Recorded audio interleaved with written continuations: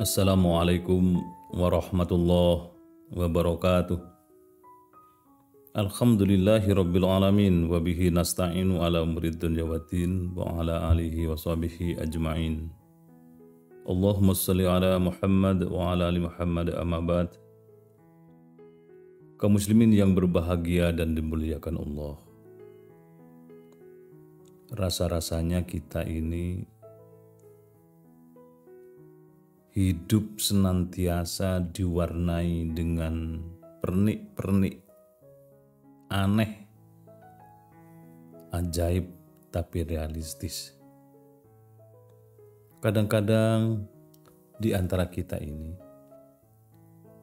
ada yang merasakan Allah ngelulu kita. Ngelulu itu artinya memberikan sesuatu di luar yang kita prediksi, yang di luar yang kita perkirakan. Sehingga hidup kita terasa benar berhamburan dengan rizki dari Allah, yang rizki itu tidak pernah Allah minta kembali. Dan bagi kita selaku orang yang beriman kepada Allah secara mendalam, memahaminya bahwa rizki yang Allah berikan itu sebagai bentuk rasa cinta Allah kepada kita selaku hambanya. Tetapi ibarat orang bernafas, nafas itu mengalami proses keluar masuk.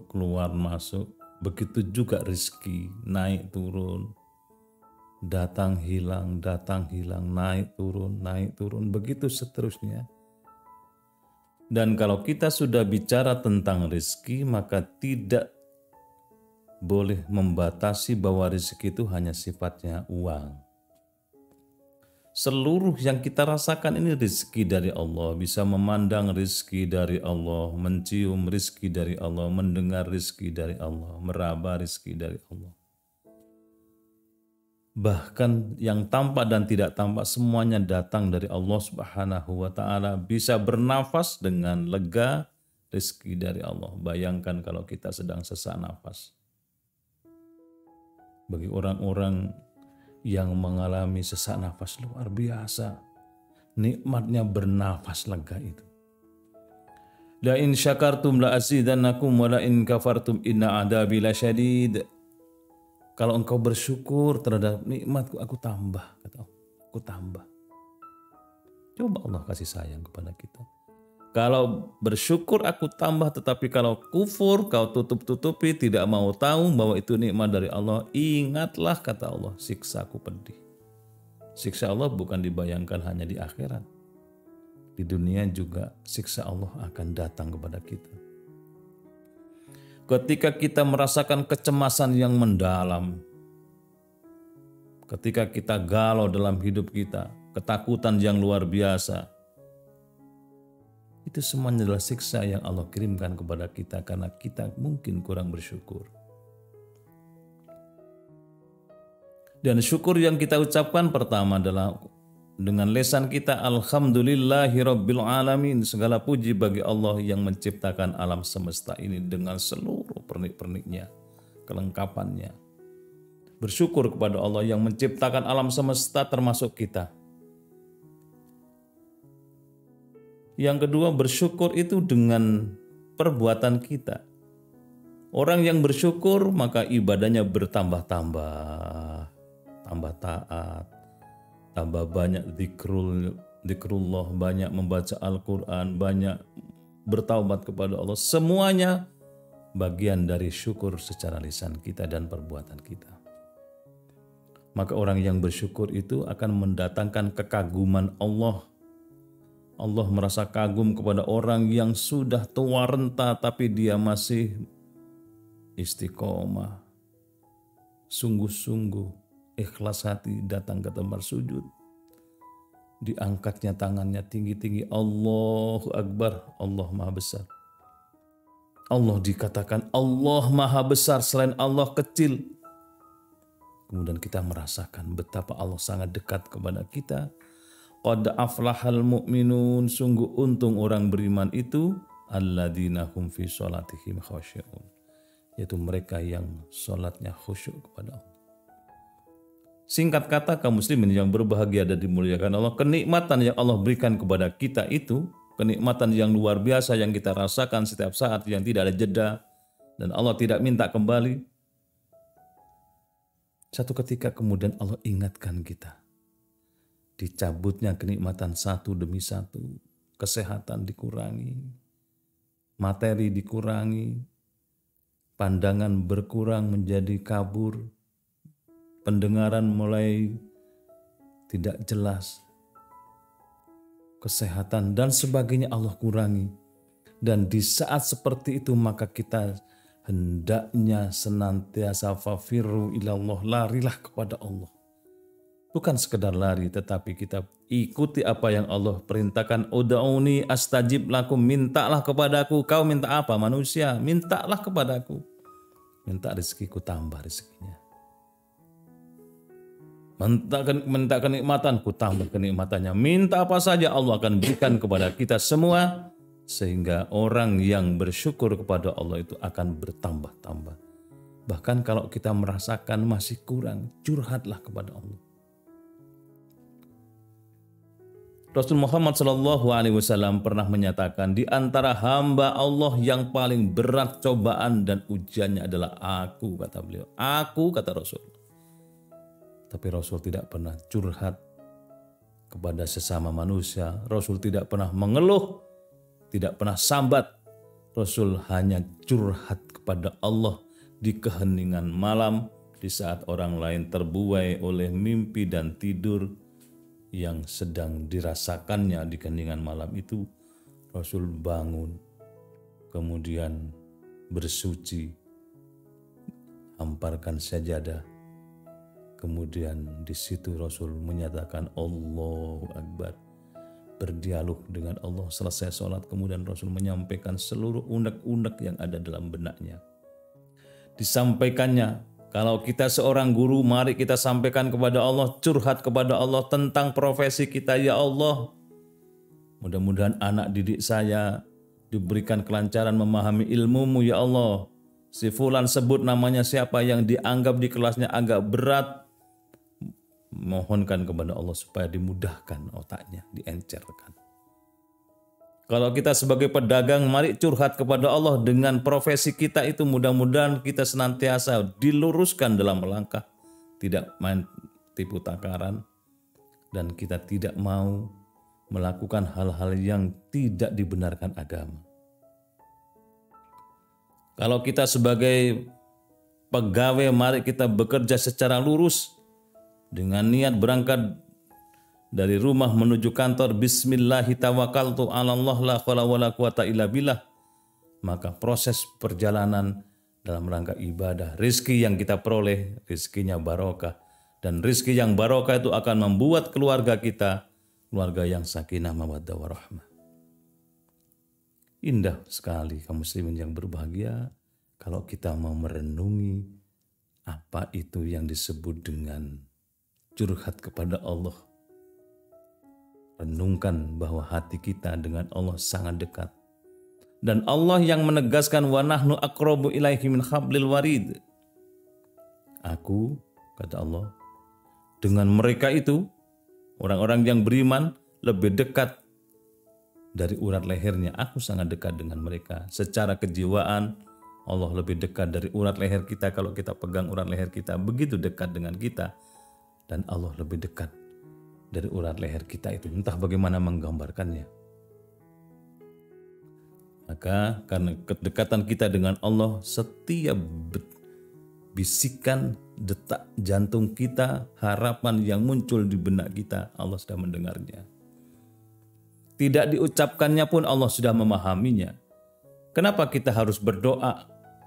Mengucapkan doa kita itu, karena dengan mengucapkan dan berdoa kepada Allah itu akan mendapatkan dua keistimewaan, dua hal yang positif. Pertama, yakin doa kita dikabulkan oleh Allah.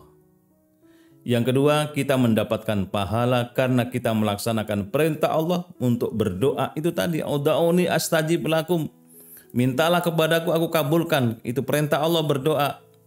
Maka kalau kita berdoa berarti kita melaksanakan perintah Allah, kita akan mendapatkan pahala dari melaksanakan perintah Allah itu. Kemudian yang kedua, kita akan merasakan bahwa doa kita dikabulkan oleh Allah Subhanahu wa taala.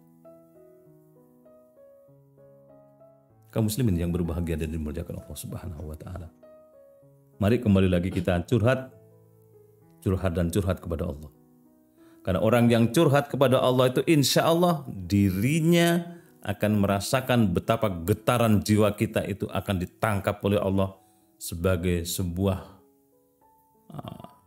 keinginan dari makhluknya yang mencintai Allah sebagai Tuhannya.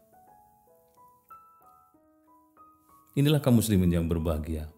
Kalau kita senantiasa mengarahkan pikiran, mengarahkan ucapan, tindakan untuk lebih dekat lagi kepada Allah. Insya Allah, Allah akan lebih mendekat kepada kita. Bukankah di dalam hadis qudsi Allah menyatakan, andaikan ada di antara hambaku yang datang kepada aku membawa dosa sepenuh langit dan bumi, dia kemudian akan bertobat kepada aku, kata Allah. Sebelum dia minta maaf, sudah aku ampuni mereka itu. Coba Allah, begitu kasih dan sayangnya kepada kita. Sebelum minta maaf, sudah aku ampuni mereka. Kalau mereka datang kepadaku dengan berjalan, aku sambut mereka dengan berlari. Begitu respeknya Allah kepada hambanya yang ingin melakukan perubahan dari gelap menuju terang. Begitu kasih sayangnya Allah kepada hambanya yang ingin berubah dari buruk menjadi baik. Dan begitu cintanya Allah kepada kita manusia yang ingin mencontoh apa yang diserukan oleh Rasul Muhammad SAW untuk selalu dekat kepada Allah Subhanahu wa taala. Memperbanyak doa. Ad-du'a ummul ibadah. Doa itu otaknya ibadah. Orang yang banyak doa kepada Allah maka berarti orang itu beribadah kepada Allah dengan sebaik-baiknya. Maka mari kita biasakan diri dalam setiap kesempatan. Pertama, biasakan lisan kita sibuk untuk mengucapkan Allahumma salli ala Sayyidina Muhammad wa ala ali Sayyidina Muhammad. Atau ada orang yang menyatakan Allahumma salli ala Muhammad wa ala ali Muhammad. Mengucapkan selawat kepada Rasul Muhammad SAW dan Rasul cinta kepada kita. Besok kita akan dicari, diberikan syafaat oleh Rasul Muhammad SAW. Yang kedua, biasakan kita, lisan kita itu menyebut-nyebut nama Allah. Menyebut-nyebut nama Allah dalam keseharian kita. Perbanyak zikir, menyebut nama Allah supaya lisan kita basah dan Allah cinta kepada hambanya yang lisannya basah karena zikir kepada Allah Subhanahu wa taala. Subhanallah. Ayo kita sibukkan lisan kita menyebut nama Allah. Subhanallah, subhanallah, subhanallah. Alhamdulillah, alhamdulillah. Baik dalam keadaan dimanapun, di masjid, di musola, di rumah, di perjalanan, mau tidur, silahkan perbanyak menyebut nama Allah. Dan yang ketiga, yang perlu kita perbanyak dalam hidup kita adalah bagaimana mewujudkan apa yang kita sebut itu ke dalam perilaku kita. Kita berakhlak sebagaimana akhlaknya Allah. Karena Allah, kata Nabi menyatakan takhallaqu bi akhlaqillah. Berakhlaklah sebagaimana akhlak Allah. Kalau Allah Ar-Rahman Ar-Rahim, kasih dan sayang, marilah kita menjadi hamba Allah yang punya sifat Rahman dan Rahim kepada sesama manusia. Tidak gampang menyakiti hati orang lain, tidak gampang bergibah, tidak gampang memfitnah, tidak gampang mengadu domba, dan itu dilarang oleh agama. Maka kita menata diri kita untuk menjadi pribadi yang lurus, pribadi yang ingat kepada Allah, pribadi yang sibuk lisannya menyebut-nyebut nama Allah, dan insya Allah kita akan menjadi orang yang hebat, luar biasa. Jadi orang yang hebat di mata Allah. Aku cinta kepada hambaku yang suka berzikir kepadaku. Dan Rasul Muhammad SAW aku menyatakan aku rindu kepada saudara-saudaraku. Siapa mereka ya Rasulullah? Mereka adalah orang yang hidup jauh dari aku, tapi mengimani kerasulanku, kata beliau. Kita insya Allah. Kita dirindu oleh Rasul Muhammad SAW. Baik, terima kasih. Mudah-mudahan Allah senantiasa membimbing kita ke jalan yang lurus, jalan yang memperpendek hubungan kita dengan surga Allah Subhanahu wa Ta'ala. Kalau kita senantiasa di jalan on the track, jalan yang benar. Terima kasih. Mudah-mudahan manfaat dan Allah senantiasa membimbing kita menuju jalan yang diridhoi oleh Allah Subhanahu wa Ta'ala. Terima kasih. Assalamualaikum warahmatullahi wabarakatuh.